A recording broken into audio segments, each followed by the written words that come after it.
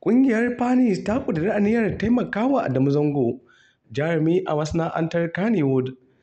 Ƙungiyar malamai masana ilimin falaki na ƙasa, wato Falaki Network of Islamic Scholars, ta ƙudiri aniyar taimakawa Adamu Zango, babban jarumi a masana'antar Kannywood, domin shawo kan matsalar da ta janyo dambarwa a cikin rayuwarsa tare da na abokan aikinsa a masana'antar ta Kannywood. Kakakin ƙungiyar na ƙasa, Sheikh Ahmad Ibrahim Khalil ne ya bayyana haka cikin wani jawabi da ya gabatar dangane da abin da ke faruwa a kafafen sada zumunta, wanda ya ɗauki hankulan al'umma tare da ɗaga hankalin wasu manyan jarumai daga cikin jaruman na masana'antar ta Kannywood. A cewarsa, babu shakka malama suna da kalar rawar da za su taka wajen ganin babban jarumin ya samu natsuwa tare da ci gaba da rayuwa mai inganci kuma cikin iyalai, musamman a matsayinsa na musulmi mai ƙaunar ma'aiki sallallahu alaihi wasallama.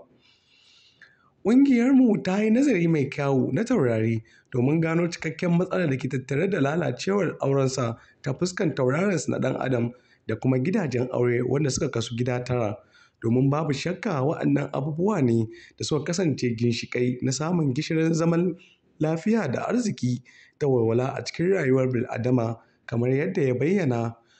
Adamu Zango zai samu natsuwa matuƙa tare da ci gaba mai ɗorewa wanda ka iya zuwa da arziki da sabon salon shahara a faɗin duniya idan Allah ya datar da shi auren matar da ta dace da tauraronsa na rayuwa, kamar yadda bincikenmu ya bayyana.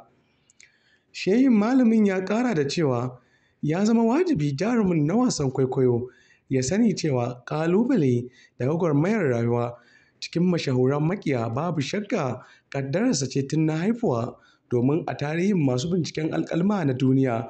babu binciken da ya bayyana cewa mutane masu kalar tauraronsa suna iya kaucewa kalar wannan ƙaddarar ta rayuwa a cikin mashahuran maƙiya tare da fuskantar ƙalubale masu girma. Da malamin ya ce idan aka bincika labarinsa na rayuwa, ana iya samu tun asali ya kasance tare da gagarumin ƙiyayya da hassada wanda ya samo asali tun daga gida. Binciken falaki ya tabbatar da cewa mutane masu kalar tauraronsa na rayuwa, Allah yana ƙaddara musu kasancewa a wani mataki na rayuwa na ɗaukaka wadda ke zuwa bayan shan wahala mai girma, kuma sun kasance mutane masu matuƙar jarumta da ƙarfin hali akan dukkan abin da suka sanya a gaba na rayuwa. Sukan zama masu halin zurfin ciki da ɓoye damuwa, sai dai ɓoye damuwar tasu baya nufin yawan mantuwa da yafiya, domin ana samun su da ɗabi'ar ɗaukan fansa idan an saba musu. Kuma sharafi da wani tauraro na wuta ke yi a cikin burjinsu ne ke janyo musu zafin rai da ƙuna a cikin rayukansu a wasu lokuta mabambanta. A ƙarshe, kakakin ƙungiyar ya bayyana cewa